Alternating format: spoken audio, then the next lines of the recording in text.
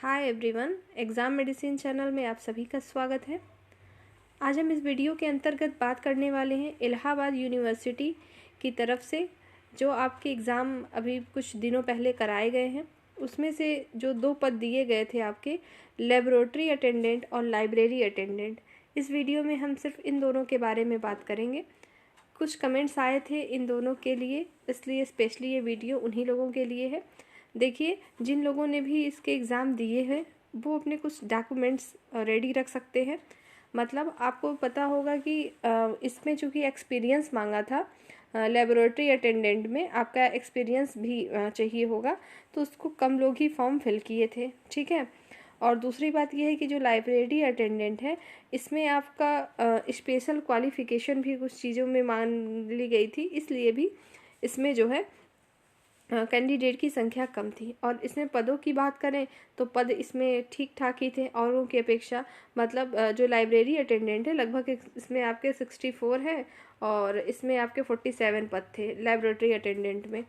तो आप लोगों को ये मैं बता दूं कि जिन लोगों में एक्सपीरियंस मांगा था, मतलब आपने अगर लाइब्रेरी अटेंडेंट का फॉर्म फिल किया होगा, एग्ज़ाम दिया होगा, तो आपको इसमें एक्सपीरियंस होना चाहिए। और जहाँ कहीं पर भी आपने वर्क किया है तो आपके पास 2 साल का जो एक्सपीरियंस सर्टिफिकेट है वो आपको तैयार रखना होगा और आपके पास होना चाहिए। हो सकता है कि आपको मांग लिया जाए। और अब मैं आपको बता दूं कि इन दोनों ही एग्ज़ाम में कोई भी नेक्स्ट लेवल एग्ज़ाम नहीं है, ना ही टाइपिंग टेस्ट है, ना ही सेकंड पेपर आपको देना है।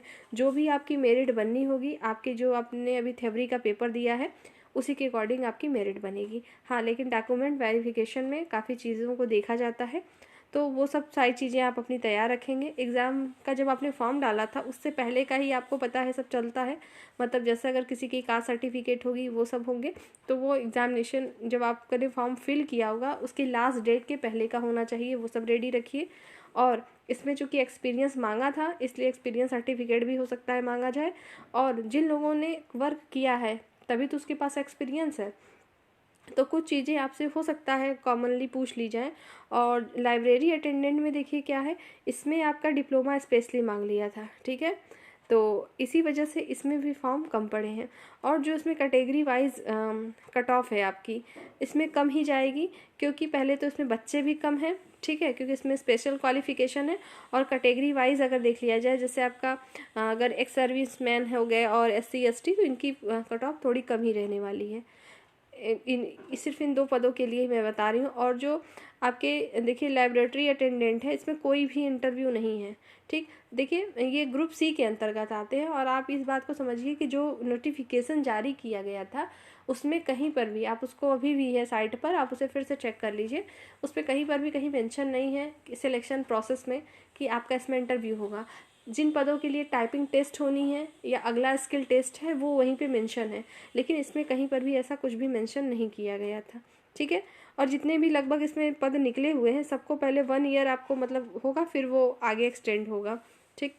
तो और दूसरी बात इसमें आपको ये जाननी है कि देखिए, जो आपका लाइब्रेटरी अटेंडेंट होता है, इसके जो पद हैं तो केंद्र एवं राज्य सरकार में होते हैं। विश्वविद्यालय, शासकीय महाविद्यालय हो गए, और जो स्वायत्त महाविद्यालय होते हैं, और अन्य शैक्षणिक संस्थान जहाँ पर भी होते हैं, या मंत्रालय के विभाग होते हैं, शोध संस्थान होंगे, वहाँ पर इसकी वैकेंसी निकाली जाती है, ठीक है।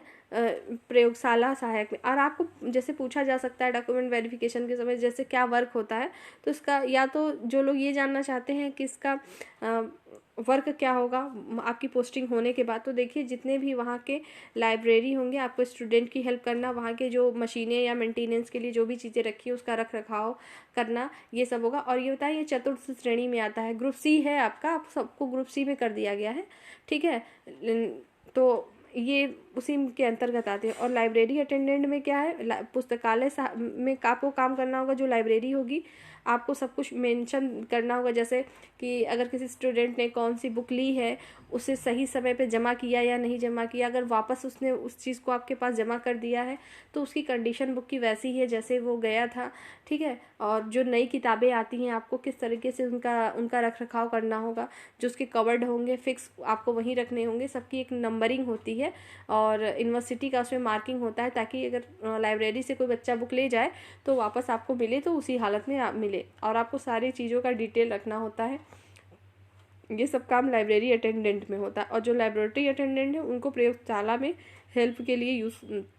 हेल्पर के लिए रखा जाता है। मतलब अगर वहाँ के कोई प्रोफेसर या कुछ भी है, जैसे बच्चों को प्रयोगशाला में ले गए और कोई वर्क करा रहे हैं, तो उसके अंतर्गत जो भी हेल्प की ज़रूरत होगी वो आपसे लिए जाते हैं लाइब्रेरी अटेंडेंट के से। और लाइब्रेरी में जैसा कि मैंने आपको बताया कि लाइब्रेरी की मेंटेनेंस को, सारी बुक को एक जगह पे कलेक्ट करना, और किस तरीके से अगर नई बुक आ रही है तो उसका कलेक्शन का एक रिकॉर्ड तैयार करना, ये सारे काम होते हैं लाइब्रेरी अटेंडेंट के। ठीक है, तो ये सब आपके जॉब मिलने के बाद आपको ये सारे काम रहेंगे। ठीक है, और पहले देखिए इंटरव्यू होता था ग्रुप सी तक, आपको पता है। ठीक है, लेकिन सेंट्रल लेवल तक में देखिए, यूपी में भी देखिए, स्टेट लेवल तक भी ग्रुप सी में हटा दिए गए हैं इंटरव्यू को। ठीक है, तो इसमें कहीं मेंशन भी नहीं है कि इंटरव्यू होना चाहिए। तो आपको जो जानकारी दी जा रही है ये पूरा नोटिफिकेशन को देखने के बाद दी जा रही है। यदि आप नोटिफिकेशन फिर से देखना चाहें तो देख सकते हैं।